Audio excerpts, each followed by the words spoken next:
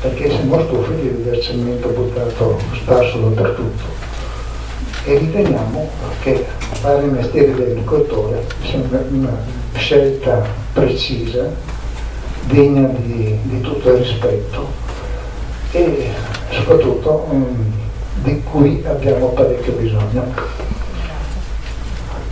Sì, prendo la parola, mi scuso. No, mi scuso, ma mi chiamo Berto Zannigiato e mi dimentico di presentarmi. Dunque, scusate per il ritardo, innanzitutto mi dispiace, ma ero sull'uovo del delitto. Visto che oggi parliamo di paesaggio, io mi trovo sull'uovo del delitto e sono arrivato in ritardo perché sono stato di fronte a un'esperienza mistica.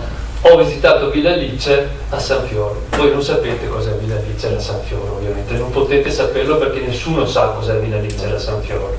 È una delle 3.900 e passa ville venete, 3.700 ville venete. Una piccola villa di campagna che era proprietà del comune di San Fiore, che è stata ristrutturata e secondo me merita una visita, merita assolutamente una visita. Portateci le scuole, ma non per la sua qualità architettonica, perché è l'esempio, è l'esegesi della distruzione del paesaggio del Veneto. È una villa carina, ristrutturata, bella, col suo oratorio, completamente circondata dai capannoni, a 360 gradi. E uno dice, beh, vabbè, sarà capitato a Villa Lice, pazienza, San Fiore, non sapevano dove piazzare questa zona industriale.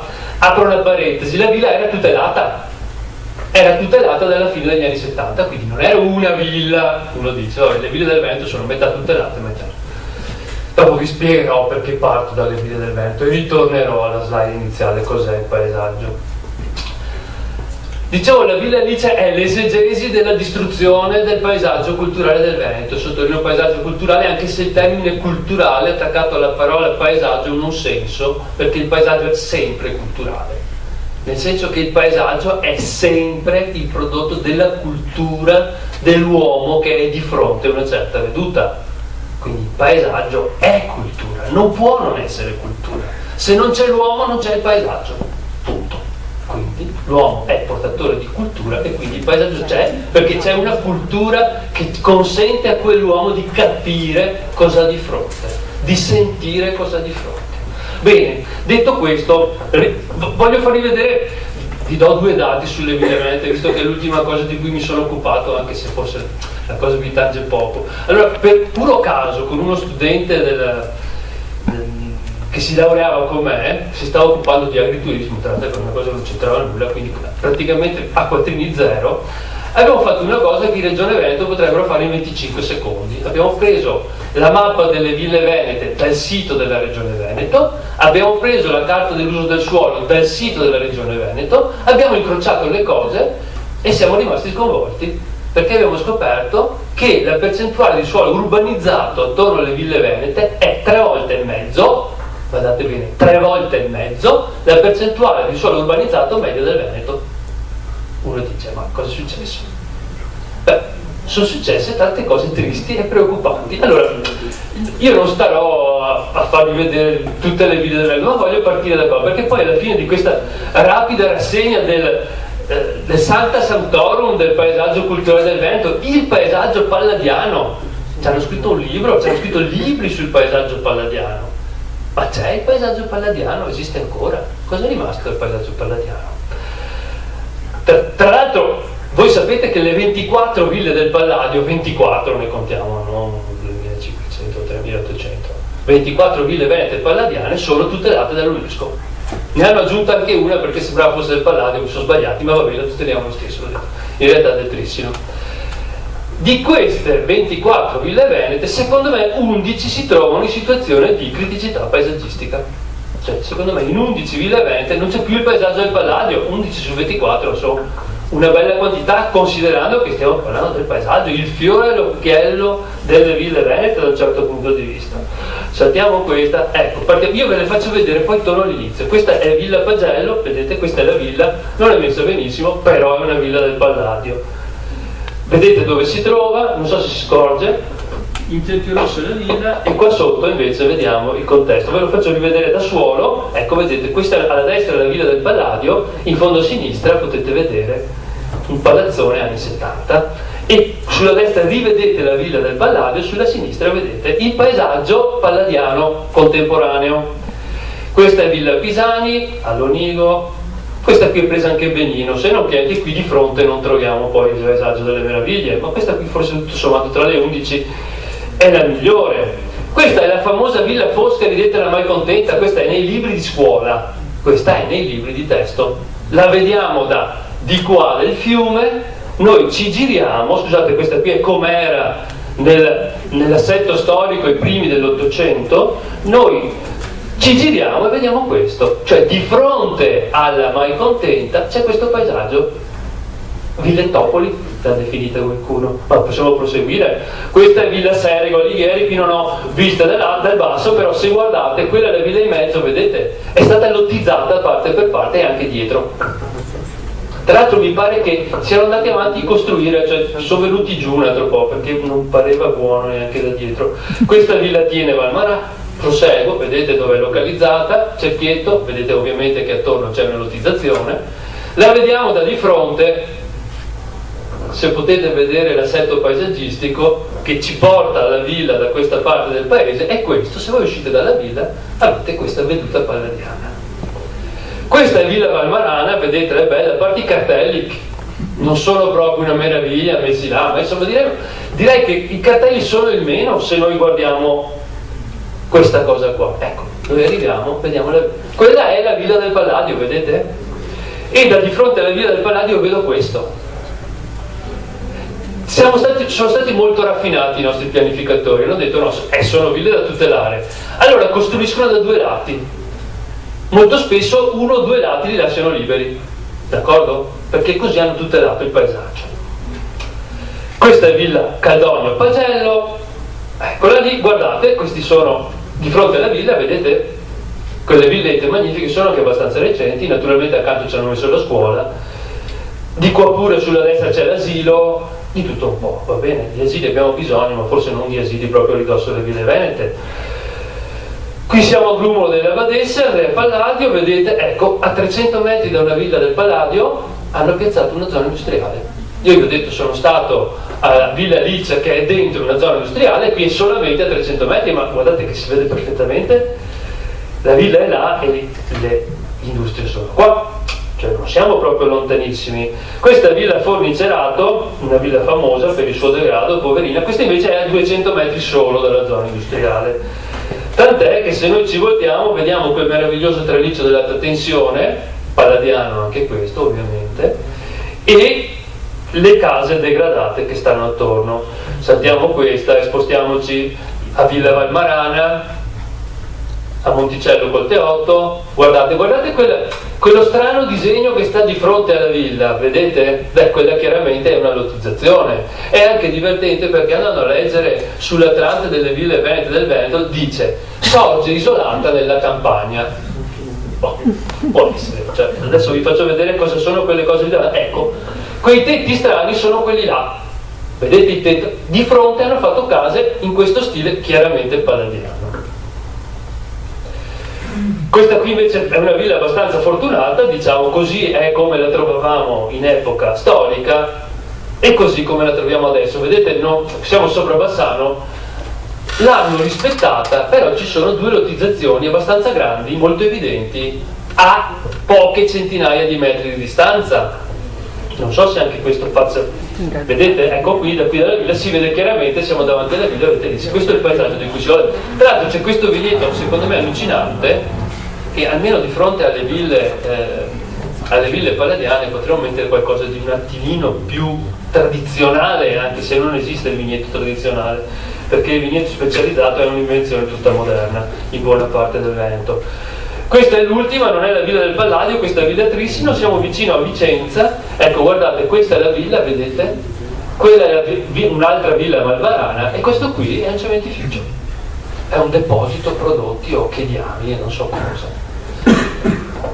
ci giriamo da davanti alla villa ed ecco di fronte alla villa cosa vediamo? Nuovamente paesaggi palladiani. Io qui avrei scritto grazie per l'attenzione, ma adesso mi pongo un quesito e io dico, da bravo cittadino veneto che ha in mente le famose 3C, campi, casa e capannoni, dico, e chi se ne frega?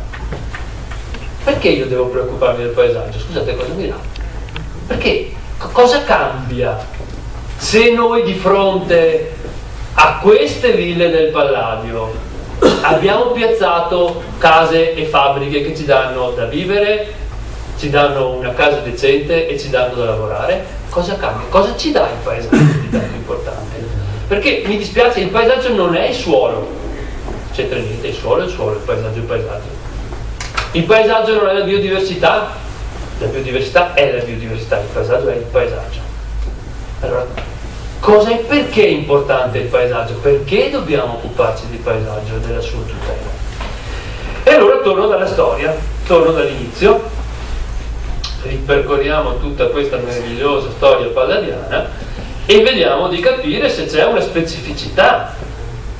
Mi ricordo un convegno 2 anni fa, c'era un amico, mi pare forse norvegese o danese, ha fatto vedere una cosa banale, ha fatto vedere uno dei più importanti biotopi che avevano in casa loro, dietro c'erano delle fabbriche, e dice questo biotopo è tra i più importanti della nostra nazione dal punto di vista paesaggistico, è una schifezza, perché paesaggio non è ecosistema, sono due cose diverse. Basta un traliccio in mezzo a una veduta e quella veduta è rovinata indipendentemente dalla qualità ecologica del territorio. E allora noi dobbiamo chiederci, ma perché ci interessa il paesaggio? Cos'è il paesaggio per noi? Cosa ci dà?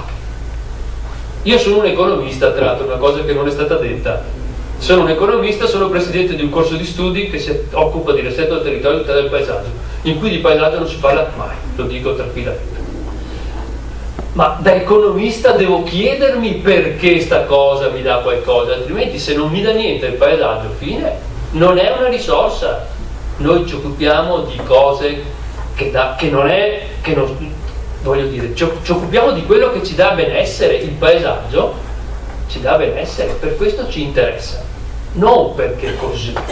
E andiamo avanti. Allora, già vi dicevo, il paesaggio è percezione prevalentemente visiva dell'ambiente che ci circonda, è l'ambiente veduto da un uomo, questo è il paesaggio, prima di tutto. Poi vedremo che l'uomo costruisce il paesaggio, perché il paesaggio ha anche una funzione educativa, è un segno della cultura.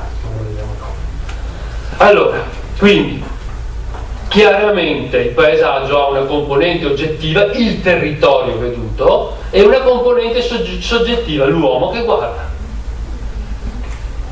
Il paesaggio, non esiste un paesaggio oggettivo, non c'è l'oggettività del paesaggio, perché il paesaggio è sempre una ricostruzione che fa il nostro cervello, è sempre una ricostruzione, non esiste l'oggettività. Quello che invece è oggettivo, è sufficientemente oggettivo, sono le regole con cui il nostro cervello elabora le informazioni visive.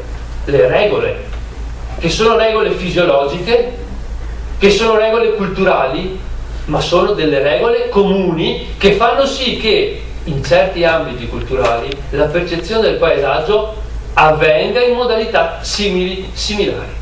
Va bene? Allora, qua mi tocca farvi un rapido corso di fisiologia del cervello, ma non starò molto rapido, perché c'è funzionale. Allora, tutte le cose che arrivano a noi seguono due vie, una alta e una bassa, dicono i neurofisiologi. Prendo questo schemino da Ledoux, che è un famoso neurofisiologo che ha scritto libri importanti su queste cose. C'è una via alta che è la corteccia prefrontale, c'è una via bassa che corrisponde alle parti più profonde del nostro cervello, il talamo sensoriale e l'amidala. Allora, arriva una segnalazione dall'esterno, prima va in basso e dopo va in alto. La nostra corteccia prefrontale, che è il luogo della razionalità, è il filtro che noi mettiamo alle nostre risposte emotive. Noi riceviamo un segnale dall'esterno, reagiamo rapidamente e in alto poi dicono vai avanti, semaforo verde, fermati, semaforo rosso. Esempio, uno mi sorpassa e mi taglia la strada, innanzitutto io freno, non sto a pensare oddio freno, vado sul fosso, freno, punto e fine, è la parte bassa. Dopodiché qualche frazione di istante dopo la parte alta ragiona, attento che c'è il ghiaccio, molla il pedale, ma sono due cose successive. Quando uno mi sorpassa e mi taglia la strada, la prima cosa è lo risorpasso e gli faccio così, d'accordo? La seconda cosa, guardo che c'è dentro l'automobile e dico è un Marcantonio, è meglio se mi fermo, va bene? D'accordo? Quindi noi prima siamo soggetti di emozione, dopodiché siamo luogo di pensiero razionale. Guardate che dal punto di vista evolutivo è fondamentale, e questo riguarda anche il paesaggio, come vedete, è fondamentale, perché di fronte a certe situazioni noi dobbiamo rispondere in automatico, frenare l'automobile, punto e fine, altrimenti mi ammazza, non c'è da ragionare, dobbiamo rispondere assolutamente in automatico, d'accordo? Bene. Allora, quando noi parliamo di percezione di paesaggio come di qualsiasi altra cosa, dobbiamo distinguere alcune componenti fondamentali. C'è una componente biologica di cui vi parlavo un istante fa, o innata, che dà luogo a risposte assolutamente istintive. Da cosa deriva questa componente biologica? Beh, deriva dalla nostra evoluzione, dalla nostra storia evolutiva. A noi ci sono messi 2000 anni di filosofia di origine greca per spiegarci che noi in definitiva siamo degli esseri razionali superiori, non siamo un luogo di istinti, eccetera eccetera. Sono tutte balle. Noi siamo un mix di razionalità e di emotività. C'è un bel libro che si chiama Il cervello emotivo, non mi ricordo chi l'ha scritto, ma non importa. Siamo un mix di razionalità ed emotività, di istinto e ragione, mescolati assieme. Certe volte ha più ragione l'istinto che la ragione, certe cose le facciamo in automatico e vanno bene senza rifletterci sopra, d'accordo? Allora, l'uomo passa milioni di anni, centinaia di migliaia di anni, però anche milioni volendo, 3-4 milioni di anni li abbiamo passati nella savana africana evolvendoci, d'accordo? Prima di diventare Homo sapiens o qualcos'altro, va bene? Un milioncino di anni per imparare a usare una pietra, grosso modo. Provate ad immaginarvi in termini di accumulazione, di modificazione del patrimonio genetico, cosa significa sta roba qua? Non è possibile che dal momento in cui diventiamo sapiens buttiamo via un patrimonio genetico infinito, d'accordo? Mi scusi, il dottor Busetti è qua, il professor Busetti? No, niente. Allora, quindi c'è una componente biologica innata che dà luogo a una percezione assolutamente istintiva e a risposte di tipo emotivo, d'accordo? Dopo vedremo in termini di paesaggio cosa vuol dire.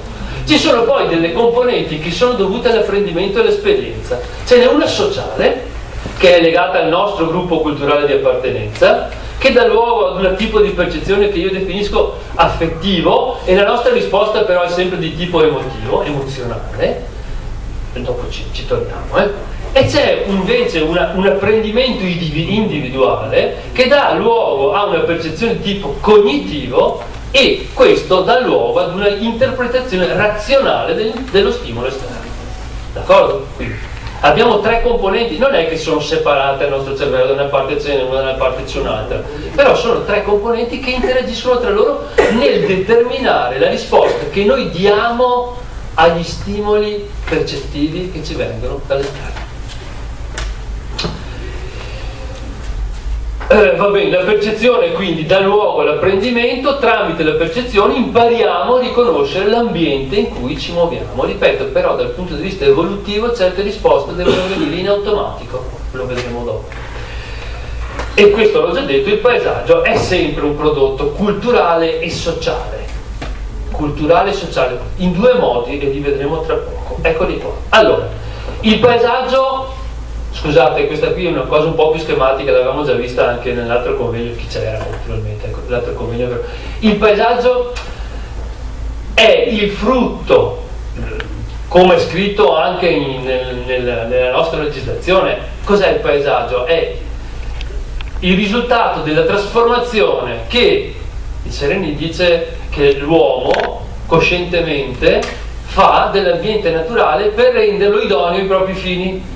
Quindi l'uomo trasforma il territorio, trasforma l'ambiente naturale e crea un paesaggio, ma non è una creazione casuale, quel gruppo culturale, in quel paesaggio, in quel territorio, lascia i segni della propria identità. Non c'è un caos che ci circonda, le nostre campagne non erano caotiche, erano il frutto di un disegno di costruzione di simboli, di segni, simboli che aiutano a trasmettere l'identità del gruppo culturale di appartenenza. Si costruisce un paesaggio per educare a creare il gruppo sociale. Quindi una comunità locale costruisce il paesaggio, costruisce un paesaggio. Questo paesaggio a cosa dà luogo? Dà luogo a processi di identificazione. I processi di identificazione creano benessere perché? Perché rafforzano la stabilità sociale del gruppo di appartenenza. È fondamentale che il gruppo sociale di appartenenza sia stabile. È per questo che sparpagliamo nel territorio i simboli del nostro essere, nel nostro paesaggio, perché il paesaggio, quello che vediamo, ha una funzione educativa e questa educazione serve a renderci membri della collettività di cui facciamo parte, ci serve a riconoscerla. Questo fa riferimento al paesaggio contemporaneo. Un soggetto che viene dall'esterno quel paesaggio non lo riconosce a livello, o può non riconoscere a livello culturale, naturalmente è un problema, a livello affettivo, a livello emotivo. Lo può riconoscere a livello istintivo, se è conforme al suo paesaggio ancestrale, o lo può riconoscere a livello culturale, se è frutto, a livello razionale, se ha gli strumenti per riconoscere il paesaggio. Noi che non siamo vissuti in certi ambienti, che abbiamo perso la capacità di interpretare la simbologia del paesaggio rurale, adesso possiamo recuperarlo solamente a livello razionale. Difficilmente lo sentiremo a livello affettivo, perché non ci siamo nati dentro. È più facile che noi viviamo nei capannoni, vediamo i capannoni e non ci danno tutto il fastidio che probabilmente potevano dare ad altri. Qui bisognerebbe aprire altri discorsi, ma insomma non importa. Queste cose l'ho già detto. Allora, la componente istintiva biologica deriva dalla nostra evoluzione, vediamo dove porta. Scusate, per dire, voi sapete che il successo ecologico, il successo biologico, il successo evolutivo dell'uomo è tutto nella sua capacità di lavorare in gruppo e nella sua stazione retta che gli consente una visione ampia del territorio. L'uomo è assolutamente un animale imbelle dal punto di vista dell'udito, dal punto di vista dell'odorato, eccetera, eccetera. Dal punto di vista della visione siamo molto avanzati. Questo è il motivo per cui è così importante per noi la percezione dell'ambiente. Per questo è così importante quello che vediamo. Adesso vediamo anche perché quello che vediamo ci dà qualcosa. Allora, ci sono varie interpretazioni sul modo in cui noi ci rapportiamo al paesaggio dal punto di vista, diciamo, del paesaggio istintivo. Allora, dice Appleton nel 75, questo era un geografo, e tra l'altro è simpatico pensare che lui arriva a queste conclusioni facendo degli studi sulla pittura classica, sulla pittura rinascimentale successiva. Lui ha scoperto che nel definire il bello all'interno della pittura c'erano sempre un paio di componenti che lui chiama prospect e refuge, visione e rifugio, perché lui dice quando l'uomo si trovava nella savana ed era cacciatore ma anche interessantissima preda per molte specie animali, aveva due problemi: vedere bene il territorio che lo circonda e avere sempre un punto di salvezza. D'accordo? Prospect e refuge. E ripeto, lui lo fa guardando. Sì, purtroppo si vede malissimo, vi ho portato questi due quadri, ma questo qui è un quadro del Tiziano, quello lì è un quadro di Jacopo da Bassano, quello lì è il Paradiso dell'Eden, ed è bellissimo il Paradiso dell'Eden perché è proprio un posto sopraelevato che guarda giù una distesa che potrebbe essere un savannah-like landscape, nel senso che è un paesaggio in cui si mescolano ondulazioni, verde, alberature e cose del genere, quindi è chiaramente un paesaggio ancestrale e non a caso lui ci piazza il Paradiso dell'Eden con gli animali, e qua dentro però se guardiamo sulla destra c'è la collinetta, c'è il refuge, cioè c'è il panorama e la veduta. Lo stesso lo troviamo qua, il panorama e il refuge, addirittura testimoniato dalla casa che sta sopra la collina. D'accordo? Questo dice Appleton. Ma guardate, questi canoni di bellezza derivano dal nostro patrimonio evolutivo. Noi abbiamo bisogno di questo, sono talmente forti, dice Appleton, che sono finiti perfino nell'esempio più alto che abbiamo noi di pittura, nella pittura rinascimentale. Kaplan invece è un altro, sono altri due, sono marito e moglie, che sono occupati lungamente di paesaggio, di cosa rende piacevole e interessante il paesaggio, cosa lo rende gradevole. Loro hanno detto, praticamente hanno elaborato una teoria parallela a quella di Appleton, tra l'altro senza saperlo, l'hanno scoperto dopo che stavano andando per la stessa strada. Anche loro hanno detto, quello che conta del paesaggio è la possibilità di raccogliere facilmente informazioni. Cioè, un paesaggio deve essere attrattivo, ma deve anche essere facile da leggere, sempre per via che noi eravamo cacciatori ma anche prede, d'accordo? Quindi lui dice, noi il paesaggio lo interpretiamo, lo sentiamo, lo viviamo spontaneamente in due modi, con una visione bidimensionale e con una visione tridimensionale. Al di là del fatto che sia bidimensionale o tridimensionale, sono 4 le componenti, i fattori che rendono importante, che rendono attrattivo, che rendono piacevole un paesaggio, secondo i Kaplan. Innanzitutto tira fuori un elemento importante, la coerenza. Uno dice, ma pensiamo un po', perché ci piace il paesaggio delle Ville Veneto? Perché era un paesaggio coerente. Il paesaggio tradizionale è un paesaggio coerente perché è un paesaggio a basso uso energetico, quindi essendo un paesaggio sostenibile era un paesaggio necessariamente coerente nella distribuzione spaziale delle masse, nella distribuzione spaziale delle linee, nella distribuzione spaziale dei filari, dei corsi d'acqua. Era un paesaggio necessariamente coerente. Per quello spontaneamente siamo attratti dai paesaggi coltivati bene, d'accordo? Perché sono dotati di grandissima coerenza interna, coerenza formale. Un paesaggio però deve essere coerente e facilmente leggibile. Se ha troppe cose dentro ci spaventa. Se ci sono troppe cose non capisco dove sono, d'accordo? Torniamo sempre all'esempio della savana. Troppe cose vuol dire pericolo. C'è la regoletta banale che dico, la regola del 7 più o meno 2 o 5 più o meno 2, che dice che il nostro cervello non è in grado di processare 7 più o meno 2 informazioni contemporaneamente. Se ci sono più informazioni siamo in difficoltà. Può capitare il leone e noi non lo stavamo processando adeguatamente il nostro cervello. Può essere triste in certi momenti. Vabbè.